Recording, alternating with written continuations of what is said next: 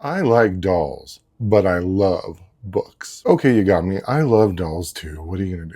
Hello out there, all you cheeky little doll-loving book nerds, and welcome to my channel, where my dolls and I sit and talk about the books we like. Sometimes it's Barbie, sometimes it's Illy, sometimes it's Monster High, sometimes it's a Disney princess, sometimes it's... Okay, I feel like you get the point, so do I really need to keep going with that? Basically, my dolls and I have our own little book club. My name is Daniel, and I am the Barbie book boy.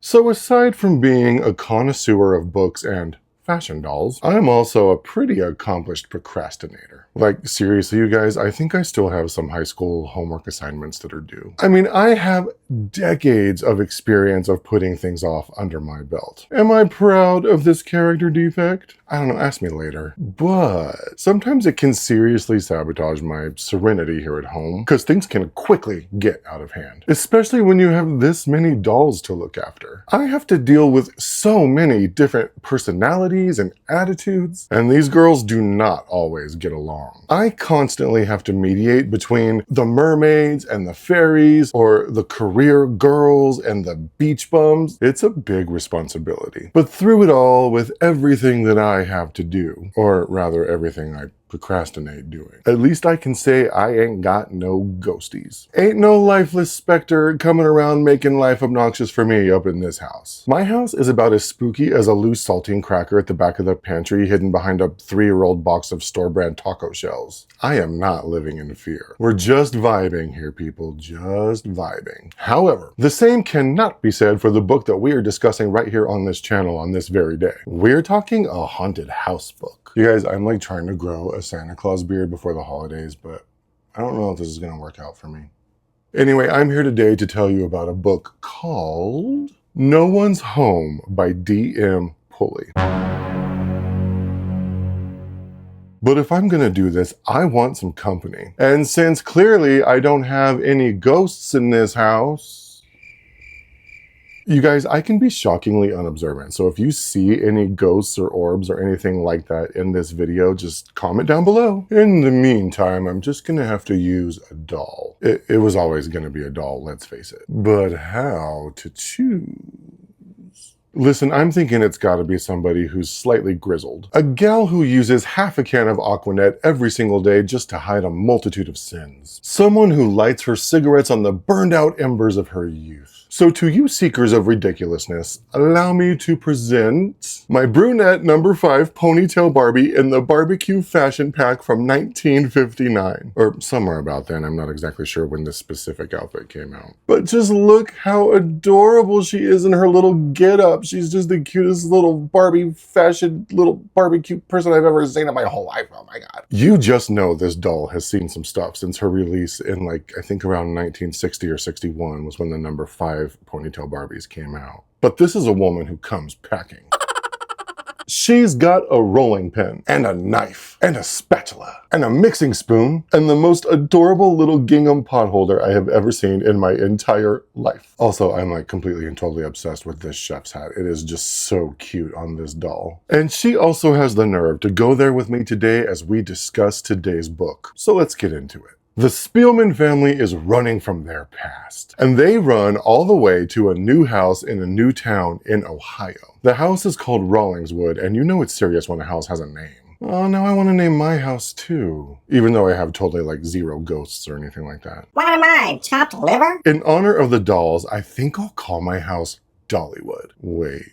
That's already a real place. Ah, screw it. Dolly Parton's never gonna see this, right? Dollywood it is. Anyway, the Spielmans got the house in a foreclosure and are thinking maybe it'd be a good investment opportunity. But this house needs much more than a facelift, because it's rumored to be a haunted murder house. Like, seriously, the locals call it Murder House. And the Spielmans still decided to buy it, and the renovation on this place is an absolute nightmare, as you can imagine a haunted murder house would be. Everything keeps going wrong. So take note. Haunted houses are a money pit. Just in case you were looking to try to flip one. You might want to think twice. Unless the house is being haunted by a general contractor. That'd probably be a super helpful ghost. But not at Rawlingswood. Its ghosts are little jerks. And the Spielmans aren't the only family to have duked it out with this stubborn curmudgeon of a mansion. Indeed, they're like the fifth family. And all of its past families are included in this book. Meaning we have several very many different timelines to go splashing around in. We've got the Rawlingses, and the Bells, and the Klussmans, and the Martins, and now the Spielmans. As if renovating a haunted house wasn't enough. Now we have to contend with like a billion different timelines. But eventually the house does become livable, which is kind of a stretch to say livable considering what we know as the reader. But the Spielmans move in anyway, still thinking that this whole project was a good idea. But it isn't long before their teenage son Hunter gets all creeped out and starts playing amateur sleuth. Because teens are good at the internets. Okay, we have got to update your references.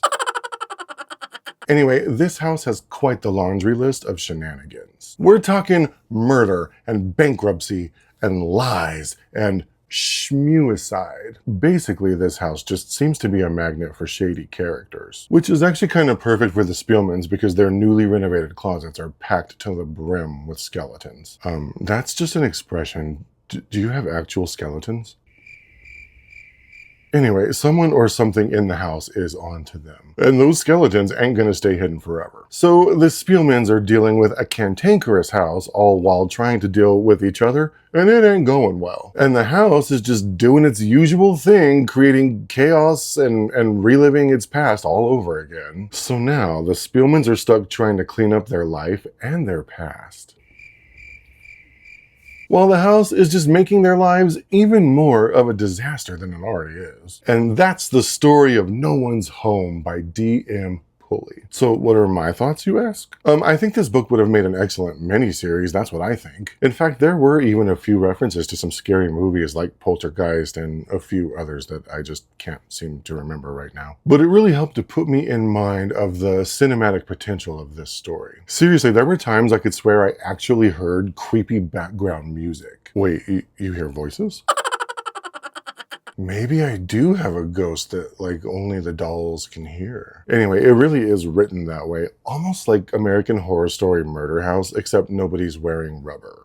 No, not like dishwashing gloves at all. Though there is a bit of naked hot yoga, which are two things in life I can't abide. Heat and yoga, that is. I can't speak to nudity as I've never actually been naked. But you might be onto something. Is cold yoga a thing? Because I would totally give that a try if it were real. Anyway, the good thing about the multitude of timelines was the infusion of historical fiction. We've got Shakers and the Underground Railroad and the Great Depression and American Prohibition and folksy Romani superstitions and creepy messages written on walls. I mean, this house has seen it all. Actually, that's the one thing this haunted story didn't have, was like a haunted doll trope. But fair warning, it did have some potentially triggering themes. Things like addiction and SA, maybe a child tragedy or two or three, among other things. So be warned. And I did have preferred timelines. I think my favorite timeline featured the character of Benny, and that timeline took place in the early 80s. I don't know why, but aside from the Spielmans, who are probably the main subjects, Benny's story really struck a chord with me. I sympathized with him